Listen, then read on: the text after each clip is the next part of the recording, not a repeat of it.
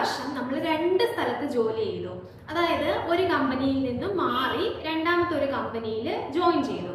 അങ്ങനെയാണെങ്കിൽ നമ്മൾ ടാക്സിൽ എന്തൊക്കെ കാര്യങ്ങളാണ് ശ്രദ്ധിക്കേണ്ടത്? ഇവിടെ ഒന്നാമതായിട്ട് ശ്രദ്ധിക്കേണ്ട കാര്യം, നമ്മൾ ആദ്യത്തെ കമ്പനിയിൽ നിന്ന് ഉള്ള സാലറി നമ്മൾ രണ്ടാമത്തെ കമ്പനിയിൽ ഡിക്ലെയർ ചെയ്ത് അതനുസരിച്ച് വേണം TDS കട്ട് ചെയ്യാൻ എന്നുള്ളതാണ്. പലരും ചെയ്യുന്ന ഒരു കാര്യമാണ്, മിക്കവാറും ആദ്യത്തെ കമ്പനിയിലെ സാലറി ചിലപ്പോൾ രണ്ടാമത്തെ കമ്പനിയിൽ ഡിക്ലെയർ ചെയ്യാതിരിക്കും. കാരണം പലപ്പോഴും ആദ്യത്തെ കമ്പനിയിലെ സാലറി രണ്ടാമത്തെ കമ്പനിയിൽ നമുക്ക് ഡിസ്ക്ലോസ് ചെയ്യാൻ താല്പര്യം ഇല്ലാഞ്ഞിട്ടാണ്. ഇതിൽ വരുന്നൊരു പ്രശ്നം എന്താണെന്ന് വെച്ചാൽ, നമ്മൾ ഇൻഡിവിജ്വലി നോക്കുമ്പോൾ ഓരോ കമ്പനിയിലും സെപ്പറേറ്റ് ആയിട്ട് നോക്കുമ്പോൾ രണ്ട് സ്ഥലത്തും ഒരുപക്ഷെ ടാക്സ് ആപ്ലിക്കബിലിറ്റി ഉണ്ടാവണമെന്നില്ല. അപ്പം അങ്ങനെ വരുമ്പോഴത്തേക്കും ആദ്യത്തെ കമ്പനിയിൽ നമ്മൾ TDS കട്ട് ചെയ്തിട്ടുണ്ടാവില്ല.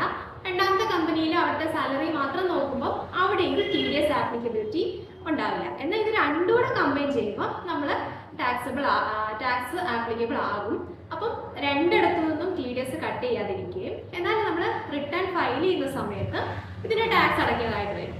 അപ്പൊ അങ്ങനെ അടയ്ക്കേണ്ട സമയത്ത് അതിന് നമ്മൾ ഇൻട്രസ്റ്റ് ഉൾപ്പെടെ ടാക്സ് അടയ്ക്കേണ്ടതായിട്ട് വരും. അത് നമുക്കൊരു അധിക ബാധ്യതയായിട്ട് വരും. അതുപോലെ തന്നെ രണ്ട് സ്ഥലത്തും സ്റ്റാൻഡേർഡ് ഡിഡക്ഷന് എടുത്തു പോകാനുള്ള സാധ്യതയുണ്ട്.